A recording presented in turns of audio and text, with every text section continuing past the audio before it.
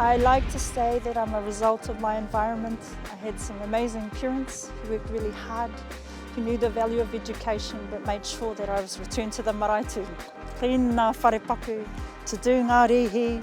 I'm Kapategio. Clearly that suits me really well because I like to say hello to everybody. I hope that others out there can see that if I can do it, so can they.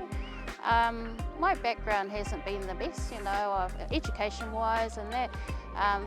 Sometimes we think of the stigma of those that try to get through life and barriers, but I'm here to say that you can push through barriers, you can push the limits and what you can do and achieve. Just to be a voice at the moment, just to be a voice and for our people and for more acknowledgement of our tangata whenua, relationship building, connecting with our whānau, and just being that voice that they need in the space of council.